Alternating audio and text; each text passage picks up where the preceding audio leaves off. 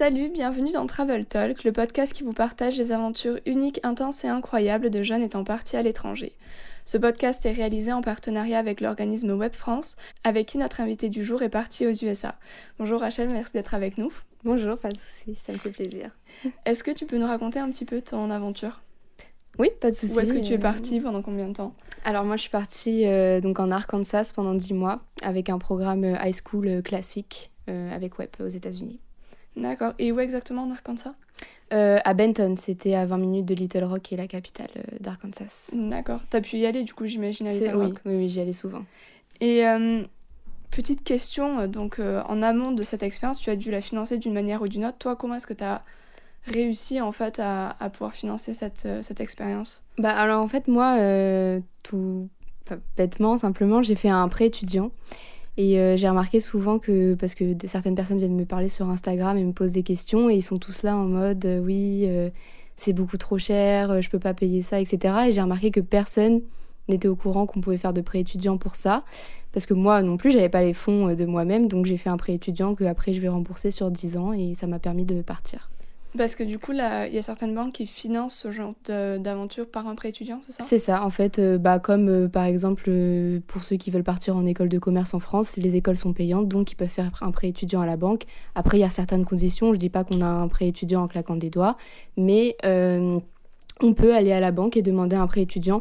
Je pense qu'il faut avoir 18 ans pour qu'il soit à notre nom et qu'on puisse le rembourser nous-mêmes, mais on peut aller à la banque et demander à avoir un prêt étudiant une certaine somme et ils nous la donnent. Parce que tu es partie, du coup, tu as fait ce prêt, tu avais déjà 18 ans, c'est ça ? C'est ça, je suis partie, j'avais 18 ans et presque 6 mois, donc j'étais à la limite de plus pouvoir partir à quelques jours près. Ah ouais, je suis partie le 21 août, j'avais 18 ans et 6 mois le 28 août. Donc j'étais à ça de plus pouvoir partir, mais donc oui, quand j'ai fait mon prêt étudiant, j'avais effectivement 18 ans. Ouais, parce que quand on part avec Web, après la terminale, du coup, il faut avoir au maximum 18 ans et 6 mois pour pouvoir partir une année. Sinon, c'est une question après, de visa, je crois. Oui, c'est ça, le visa J1. Ouais. Sinon, après, c'est plus le visa J1, c'est l'autre visa. Je sais plus, mais aussi, il y a un problème aussi avec les écoles et les lycées sur place. Parfois, ils acceptent juste pas, en fait, si on a je sais, 3G. Par exemple, moi, j'étais pas dans mon lycée de secteur, j'étais dans le lycée, j'étais à Benton, mais j'étais à Bauxite au lycée, parce que le lycée de Benton n'acceptait plus les étudiants d'échange après 17 ans. Ah ouais. Donc ça dépend de tous les lycées, mais oui, il y en a qui font des petites... D'accord. Qui ont des conditions comme ça. Je sais pas pourquoi, mais bon. Je pense que ça doit être un truc financier ou légal. Peut-être, je sais pas.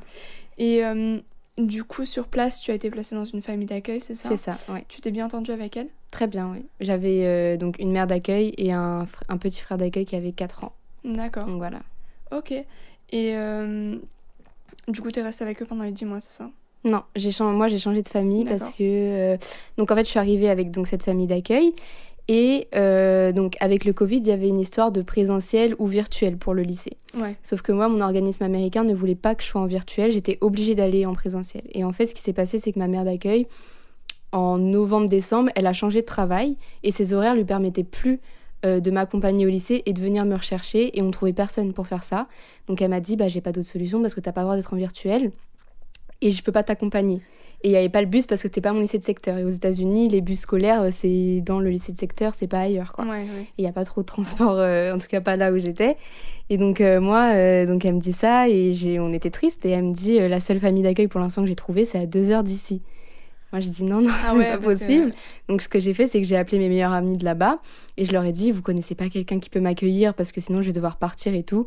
Et une de mes meilleures amies, elle a demandé à ses parents et elle m'a dit, tu viens à la maison. Wow. Donc ils se sont inscrits en famille d'accueil, ils sont passés par l'organisme, ils ont rempli les papiers, etc. On a fait les visites et tout. Et du coup, tout le deuxième semestre, donc de janvier à juin, je suis restée chez mon amie. D'accord. Et j'habitais à 2 minutes de ma première famille d'accueil, donc j'ai continué à les voir, je suis partie en voyage avec eux et tout, donc c'était parfait. Vraiment, donc t'avais en gros 2 familles d'accueil sur place. C'est ça, voilà. Franchement, c'était surprenant, vraiment, c'était trop bien. Enfin, même moi, tu vois, j'avais changé de famille d'accueil, j'avais juste une famille d'accueil temporaire, en fait. Ok. Et par contre, j'avais plus l'occasion de la voir parce que j'habitais à peut-être 20 minutes en voiture de chez eux et... Enfin, c'était juste compliqué, quoi. Faut demander, et puis c'est loin, puis faut revenir chercher et tout, c'est compliqué. Donc t'as de la chance pour ça, c'est vrai. C'est vrai. Et du coup, comment elles se sont passées tes premières semaines sur place ? Alors, mes 2 premières semaines, c'était super compliqué parce qu'en plus, donc la première semaine, je suis restée en espèce de quarantaine, donc je ne Ouais. pouvais pas aller au lycée. Eux, ils avaient commencé déjà depuis une semaine, donc je suis arrivée 2 semaines en retard. Et ouais, c'était vraiment compliqué. Quand je suis arrivée le premier soir, j'avais plus mes repères. Je sais pas, ça m'a fait un choc parce que moi, j'étais super contente de partir. J'ai pas pleuré quand je suis partie de chez moi. J'étais hyper contente. J'avais qu'une envie, c'était de partir. Et quand je suis arrivée là-bas, je sais pas, j'ai eu un choc. Il y avait plus ma mère. Mon anglais n'était pas du tout parfait, donc j'étais là en mode, il y a des trucs que je sais pas dire. J'ai peur qu'on me comprenne pas. J'étais timide. J'étais vraiment pas bien. Franchement, j'ai beaucoup pleuré pendant une semaine. Après, la deuxième semaine, ça allait mieux. Après, quand j'ai commencé le lycée, que j'ai rencontré mes copines et tout, ça allait mieux. J'ai commencé à améliorer mon anglais et à faire des trucs toute la journée, donc ça allait mieux. Ouais, c'est sûr qu'avec le Covid, ça doit pas être facile de se retrouver juste en isolation pendant une semaine. Ouais, c'est ça. Alors que ce qu'il te faut, c'est vraiment sortir, faire C'est des ça. trucs pour essayer d'oublier que, Ouais. que t'es plus chez toi. C'est Quoi. que voilà, et puis on est dans une nouvelle famille. Au début, on est timide, l'anglais, etc. Alors en plus, on peut pas sortir, on n'a pas d'amis. Donc, Ouais. et là, je me suis dit, 10 mois, ça va être long. Au final, Ouais. c'est passé vite. Mais au début, j'étais pas bien. C'est juste la quarantaine qui est passée très longtemps. Voilà, c'est ça. Et du coup, comment est-ce que tu t'es intégrée sur place? Donc j'ai compris que t'as intégré l'équipe de danse au C'est lycée. ça. C'est ça qui t'a vraiment permis de te faire tes amis et de t'intégrer complètement dans le lycée? Franchement, c'est là où j'ai fait tous mes amis. J'ai pas spécialement... parce qu'en fait, justement, le fait virtuel, présentiel, on était 5 en classe. C'était un peu déprimant. Ouais. Ah ouais? Franchement, le Covid, ça n'a pas trop dérangé mon expérience au niveau des activités, etc. J'ai pu faire pas mal de choses. Par contre, au niveau du lycée en lui-même, il y avait énormément de gens en virtuel. Donc même toutes mes amies étaient en virtuel. Je les ai juste rencontrés donc, dans l'équipe de danse. Donc en classe, on était 4-5, c'était un peu déprimant. On était tous chacun éparpillés partout. Personne ne parlait. Donc c'est pas vraiment en classe que je me suis fait d'amis. Et en plus, moi, mon lycée, ils mettaient tous leurs étudiants d'échange en première. Alors que moi, j'étais censée être à l'université en France, donc Ouais. j'avais 2-3 ans d'écart de plus, tu vois.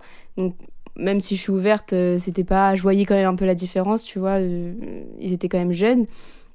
Et puis dans tous les cas, oui, on n'était pas beaucoup, donc c'est pas là où je me suis fait le plus d'amis. C'est vraiment dans l'équipe de danse, j'ai rencontré toutes mes potes qui après m'ont fait rencontrer des amis à elles, etc. Donc voilà, c'est comme ça que j'ai fait. Donc heureusement, c'est important de faire des activités et tout parce que ça aide beaucoup. C'est vrai parce que d'habitude en plus en temps normal on va dire sans le Covid, les classes, les personnes qui sont dans les classes elles changent à chaque heure de cours en fait. Ça. Donc c'est si on veut vraiment se faire des amis, c'est le mieux c'est de faire une activité extrascolaire, un club ou quelque chose comme ça quoi. Quelque chose de régulier pour essayer de voir les mêmes personnes souvent et tout, voilà. Donc ouais. Et qu'est-ce qui t'a le plus embêté dans ta vie quotidienne aux États-Unis par rapport à la France? Je pense vraiment c'est le petit manque d'indépendance parce que en France, enfin bon déjà moi j'avais 18 ans quand je suis partie, après j'ai eu 19 ans.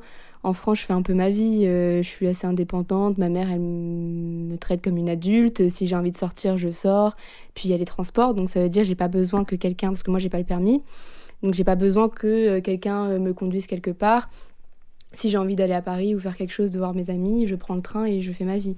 Aux États-Unis, déjà, donc mes amies, elles avaient 17 ans, donc elles étaient un peu plus jeunes. Les parents, ils m'ont laissé de la liberté, mais je me sentais un peu plus infantilisée. Et dans la famille d'accueil, même si en vrai ça allait. Et puis de toute façon, c'est pas la même façon de gérer les choses. Et puis là-bas, il n'y a pas de transport en commun, donc ils font rien sans voiture. Ils ont tous une voiture à partir de 15 ans, ce qui est bien. Mais moi, j'avais pas le droit de conduire déjà, et puis de toute façon, j'ai pas le permis, mais j'avais pas le droit de conduire dans tous les cas. Donc en fait, je pouvais rien faire sans mes amis, quoi. C'était tu peux m'amener là, viens, on fait ça. Donc voilà, ça m'a vraiment manqué pour le coup. Je me sentais moins adulte. Et au contraire, qu'est-ce que tu as le plus apprécié de ta vie aux États-Unis? Ben, en fait, cette question, à chaque fois, je sais pas y répondre parce que c'est un tout. C'était dans l'environnement dans lequel j'étais, donc en Arkansas, la nature. J'habitais, ma maison était en plein dans la forêt, donc j'avais les cerfs le matin à côté de moi, tu vois. Ouais, franchement, c'était bien. Ouais, c'était l'environnement. Après aussi, ce que j'aime bien aux États-Unis, c'est tout ce qui est scolaire au niveau le sport, la danse. Il fait tout, Halloween, Noël, Thanksgiving, tout ça. C'est vachement plus festif, on va dire. Et après, c'était juste le fait de rencontrer de nouvelles personnes. C'était pas vraiment un truc en particulier, tu vois. C'était juste ma nouvelle vie que j'aimais bien. Découvrir des nouvelles choses tous les jours. C'est ça. Et est-ce que tu as eu l'occasion de faire des activités avec ta famille ou des voyages ? Oui, surtout avec la première famille. Donc, on devait aller en Californie, mais au final, avec le Covid, c'était un peu compliqué parce qu'en plus, là-bas, tout était fermé. Donc, on a annulé. Mais donc, je suis allée donc, au Tennessee, donc à Memphis. Après, je suis aussi allée à Dallas, au Texas. Et après, j'ai beaucoup bougé dans l'Arkansas, tout en haut, en bas, etc. On a fait pas mal de trucs, c'était vraiment cool. Ok. Et c'est beau l'Arkansas ? C'est beau, ouais, c'est beau. Il y a plein de montagnes et tout. Non, franchement, c'est beau, il y a des lacs. Puis ma deuxième famille d'accueil, ils ont acheté un bateau l'année où je suis arrivée, donc c'était parfait. Trop Donc cool. on faisait des week-ends lacs et tout, c'était vraiment cool. D'accord. Et du coup, je voulais juste passer à une anecdote que tu m'avais racontée en préparant le podcast. Qu'est-ce que j'ai dit ? Je ne sais même plus. Alors, donc, comme la plupart des étudiants d'échange, au début, bon, comme tu l'as dit, l'anglais, on n'est pas parfait. Oui. Et toi, tu as eu une petite situation de quiproquo à cause de ça. Qu'est-ce qui s'est passé ? Eh bien, en fait, j'arrive dans la salle de bain pour me laver les dents. Et je prends une crème, enfin, je savais pas que c'était une crème, je pensais que c'était le dentifrice parce qu'en fait, je savais même pas dire dentifrice. Et ce que j'ai lu, il n'y avait pas écrit clairement ce que c'était, donc je me suis dit, bon, c'est dans la salle de bain à côté des brosses à dents, c'est forcément le dentifrice. Et donc au final, je me suis brossé les dents avec ça. Je trouvais que ça moussait pas beaucoup et que c'était pas hyper bon, donc j'ai tout de suite rincé. Et au final, en fait, j'ai eu un petit problème, moi, avec la première ou deuxième semaine. Dans mon lit, j'ai eu comment ça s'appelle ? Des punaises de lit. Ah, voilà. okay, sympathique. Et donc j'avais des boutons de partout, enfin c'était une catastrophe, on a dû déménager pendant un petit temps et tout. Et en fait, j'avais des boutons de partout. Et là, ma mère d'accueil, pour m'apaiser les boutons, elle me tend la crème avec laquelle je me suis brossé les dents, tu vois. Depuis 2 semaines, là, tu te brossais les dents ? Non, je l'ai fait qu'une fois. Je l'ai fait qu'une fois, et parce que le goût était bizarre, donc j'ai pas recommencé. Et elle me tend cette crème-là, et là, je regarde et je me dis, ah ouais, je me suis brossé les dents avec la crème apaisante, ouais, voilà. Donc, voilà. Bon, si le dentifrice a un goût bizarre, c'est probablement pas un dentifrice. Voilà, peut-être pour les boutons. Et du coup, bon, comparé à tous les autres participants de ce podcast, toi, tu viens juste de rentrer en France, donc il y a quelques semaines. Du coup, je me dis que tes dernières semaines sur place sont encore assez fraîches dans ton esprit. Ouais. Comment est-ce que tu as passé ces dernières semaines ? Comment est-ce que tu t'es sentie là-bas ? C'était bizarre. J'ai profité, donc j'ai fait plein de choses. Et d'ailleurs, la dernière semaine, je suis allée 1 semaine chez ma première famille d'accueil. Je suis restée avec eux. Parce qu'en fait, mon autre famille d'accueil est partie en vacances en Alabama. Je devais aller avec eux. Sauf qu'à cause du Covid, on ne pouvait pas être plus de temps dans l'appartement, donc je n'ai pas pu venir.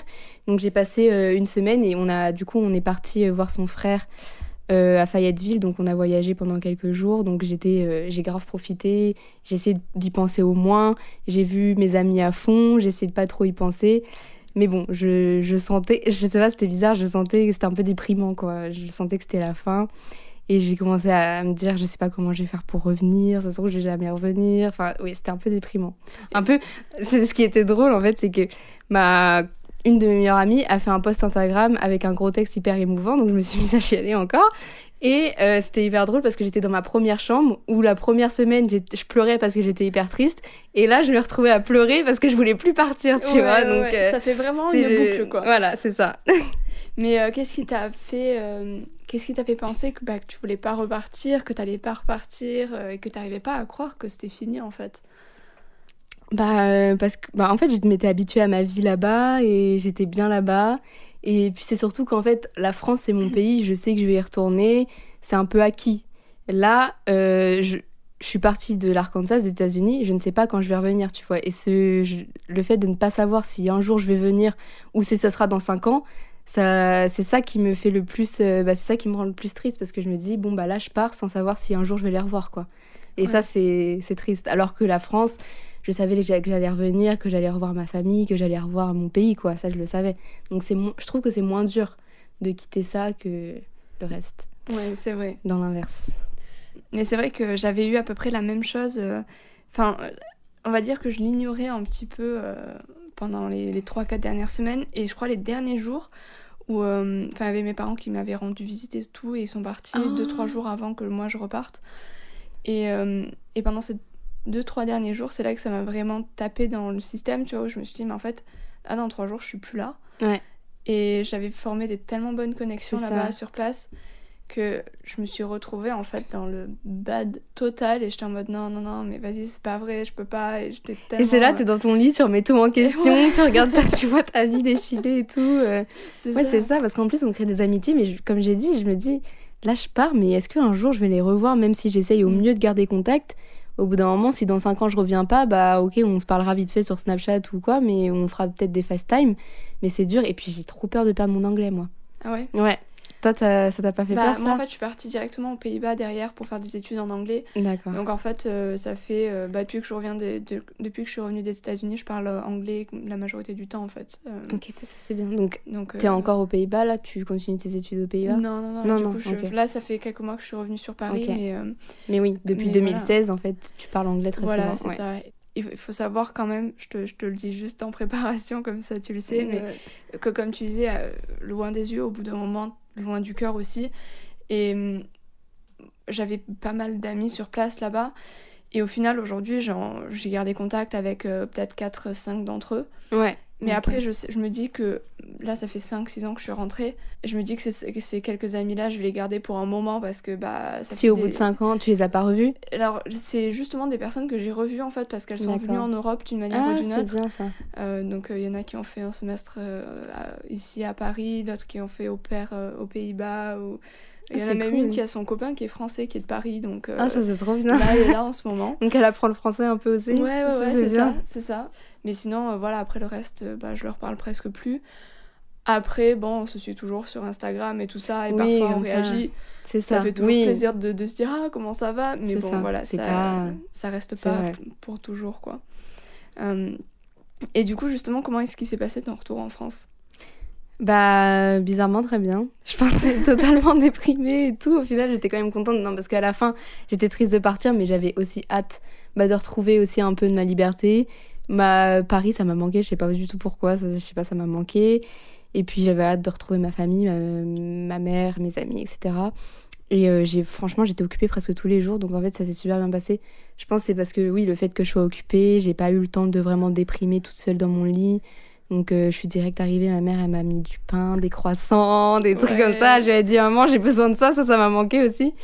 Et après j'ai vu ma famille, mes amis, donc franchement ça s'est vraiment bien passé. Et franchement ça aussi ça m'a fait super bizarre, c'est le fait, même si je communiquais très bien en anglais etc. Bien sûr je parle pas anglais comme je parle français, c'est pas ma langue première, c'est pas ma langue maternelle. Et là je parlais, je débitais sans réfléchir même à ce que je dis. Je parlais hyper vite. Je me disais, mais attends, je peux parler sans même réfléchir un peu. C'était bizarre, tu vois. Ça m'a un peu soulagée aussi, tu vois. Ouais. Même si j'adore parler anglais, quand je peux dire n'importe quoi avec plein de mots différents et que j'ai pas besoin de réfléchir, c'est moins fatigant de parler, tu vois ce que je veux dire. Et j'étais là en mode, c'est bizarre, je réfléchis même pas quand je parle et tout.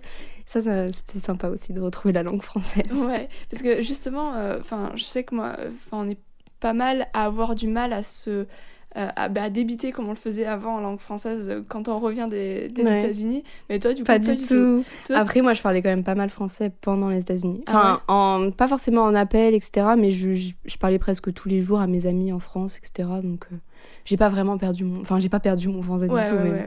Juste, si, en fait. Enfin, non, c'est pas que j'ai perdu mon français, c'est que des fois, j'avais des trous de mémoire. Ça veut dire que, par exemple, tu vois, attends, est-ce que je vais la voir ? Comment ça s'appelle le truc pour laver les couverts ? Pour laver les couverts ? Les assiettes et tout et tout. Le lave-vaisselle. Lave-vaisselle ? Voilà, non, mais ça, tu vois, ça, je l'oublie, je l'ai que en anglais dans ma tête. Ça, je sais plus le dire en français, tu vois. Et donc, il y a des petits mots comme ça que vraiment j'ai en anglais, mais pas en français, mais c'est tout. Franchement, c'est ça tout. va revenir, oui, c'est juste une question de temps. C'est rien de... Et du coup, qu'est-ce que tu penses que cette aventure va t'apporter dans le futur ? Plein de choses. Déjà, le savoir parler anglais, c'est hyper bénéfique, que ce soit au niveau professionnel, personnel, parce que moi, j'adore voyager. Donc, ça va être hyper bien si je voyage seule, etc., pour communiquer avec les gens.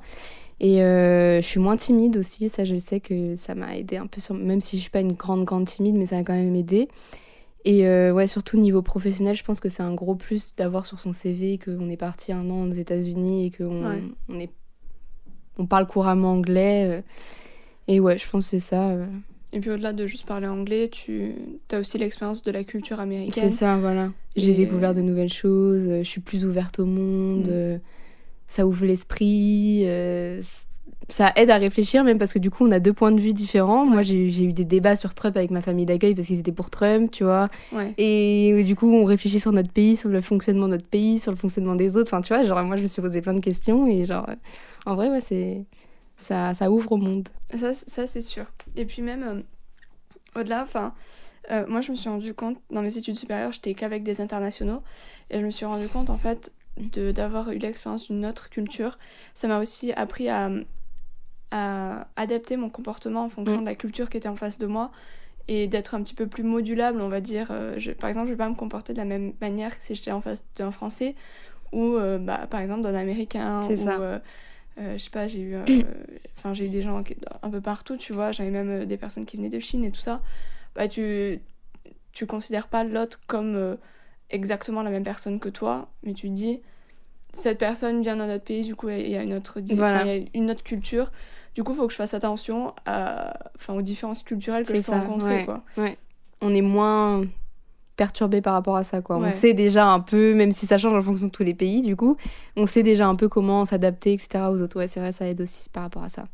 Et est-ce qu'il y avait quelque chose que tu aurais aimé savoir avant de partir ?